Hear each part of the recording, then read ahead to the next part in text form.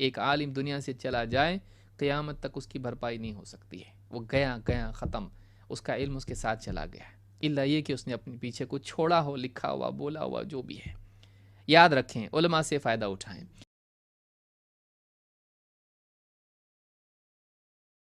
علماء کے دنیا سے اٹھائے جانے سے پہلے علم حاصل کرنا چاہیے۔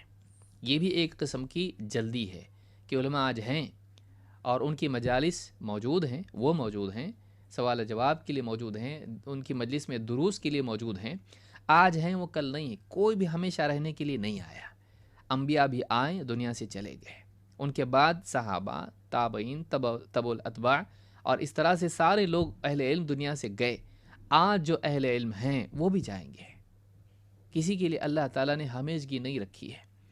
لہٰذا خوش قسمت آدمی وہ ہے جو علماء کی زندگی میں ان کی صحبت اور ان کی مجالس اور ان سے تعلق کے ذریعے سے اپنے ایمان کو اور اپنے علم کو بڑھائے، ان سے پوچھ کر، ان کی نصیحت کے ذریعے سے، ان کے واعظ و نصیحت سے اور ان کے علمی دروس کے ذریعے سے ان سے علم حاصل کر لے، کیونکہ عالم کے پاس کتاب کا بھی علم ہوتا ہے اور اس کا تفقہ بھی ہوتا ہے۔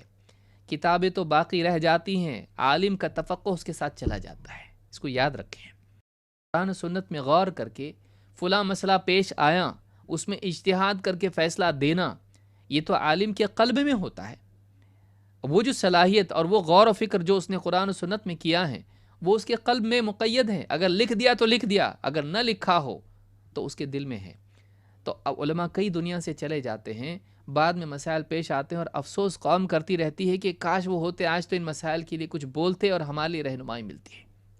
بڑے بڑے علماء دنیا سے چلے جاتے ہیں، اور امت کا المیہ یہ ہے کہ قدر جانے کے بعد آتی ہے، بلکہ انسان کا المیہ ہی ہے، چھوٹی چھوٹی چیز ہو یا بڑی سے بڑی چیز بھی ہو، جب تک پاس موجود ہوتی ہے انسان کو اس کی قدر نہیں ہوتی ہے۔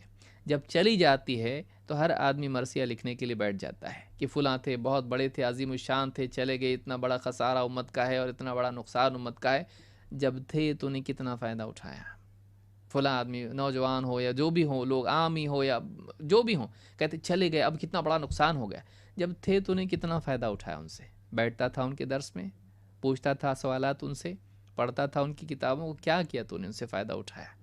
تو یہ بڑا مسئلہ ہے امت کا کہ اہل علم جب دنیا میں ہوتے ہیں ان کی قدر نہیں ہوتی ہے، دنیا سے چلے جاتے ہیں، افسوس کو اپنے لیے بھرپائی سمجھنے لگتے ہیں کہ ہم جتنا افسوس کریں گے گویا کہ اس کی بھرپائی ہو جائے گی۔ بھرپائی نہیں ہو سکتی ہے۔ ایک عالم دنیا سے چلا جائے قیامت تک اس کی بھرپائی نہیں ہو سکتی ہے، وہ گیا گیا ختم، اس کا علم اس کے ساتھ چلا گیا، الا یہ کہ اس نے اپنے پیچھے کچھ چھوڑا ہو، لکھا ہوا، بولا ہوا، جو بھی ہے۔ یاد رکھیں، علماء سے فائدہ اٹھائیں۔ تو علماء کے اٹھائے جانے سے قبل علم حاصل کرنا۔ ابو الدرداء رضی اللہ تعالیٰ فرماتے ہیں، وہ کہا کرتے تھے، تعلم العلم قبل ان يقبض العلم، علم حاصل کرو اس سے پہلے کہ علم اٹھا لیا جائے، علم حاصل کرو اس سے پہلے کہ علم اٹھا لیا جائے۔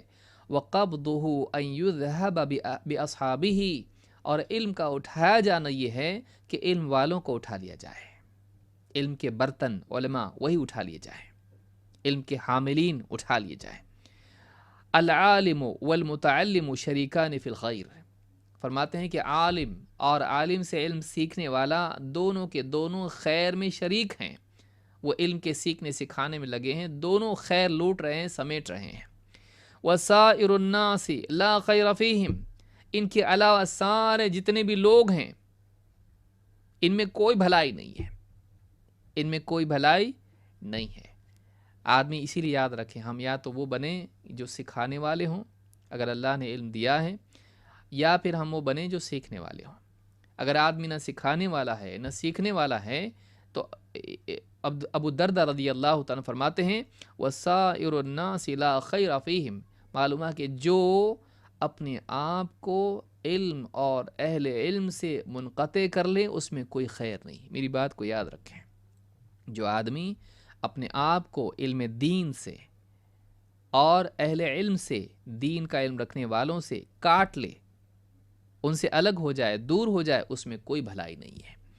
تو کہتے ہیں کہ وسائر الناس لا خیر فیہم، اور فرماتے ہیں ان اغنى الناس رجل عالم افتقر الى علمه فنفع من افتقر الیہ، کہتے ہیں لوگوں میں سب سے زیادہ غنی شخص وہ ہے جو ایک عالم انسان ہے، اور اس سے لوگوں کو اس کے علم کی ضرورت پڑے تو انہیں جو بھی علم کا محتاج ہو اسے علم سکھائیں۔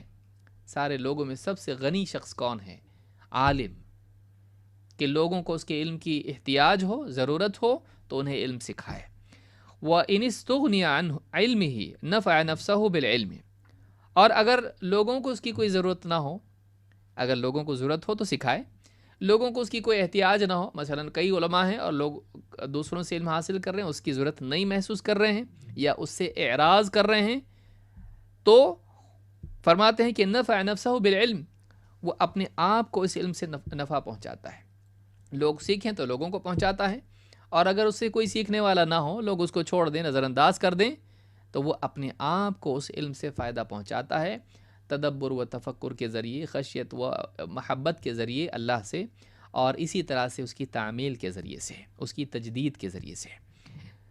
الذی وضع اللہ عز وجل عندہ، جسے اللہ تعالیٰ نے اس کے پاس دیا ہے، رکھا ہے۔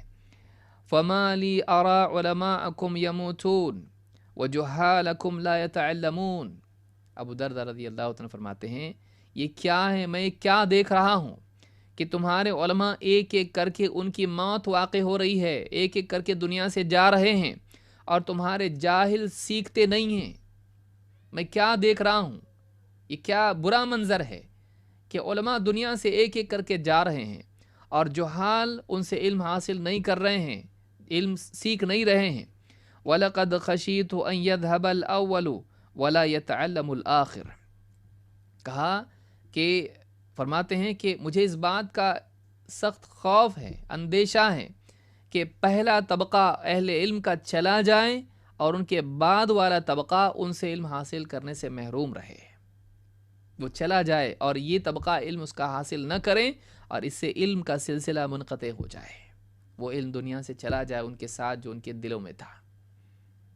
عالم کا علم اس کے دل میں ہوتا ہے، قرآن و سنت کے نصوص اور ان کا صحیح فہم، غور و فکر کے نتیجے میں اللہ تعالیٰ جو حکمت عطا کرتا ہے، یؤتی الحکمت من یشاء ومن یؤت الحکمت فقد اوتی خیرا کثیرا، اللہ نے فرمایا کہ اللہ تعالیٰ جس کو چاہتا ہے حکمت عطا فرماتا ہے، اور اللہ جس کو حکمت عطا کرے اس کو بہت خیر کثیر اللہ تعالیٰ نے عطا کر دی۔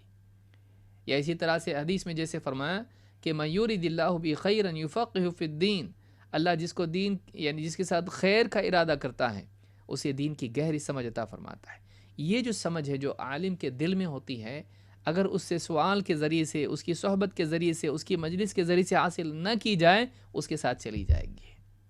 آپ اس کے ساتھ بیٹھیں گے، اس سے پوچھیں گے، اس سے سنیں گے، ملے گی نہیں۔ آپ کو پیڑ کا سایہ پانے کے لیے پیڑ کے نیچے بیٹھنا پڑے گا، آپ دور رہیں کہ اس کا سایہ کیسے پا سکتے ہیں؟ علماء کی صحبت کے ذریعے سے ان کی خیر حاصل ہوتی ہے، عالم کبھی محروم نہیں کرتا ہے۔ واقعی اللہ والا جو عالم ہے، آپ اس کے پاس بیٹھیں گے، ایک دو بات آپ کو بتائے گا نفع والی۔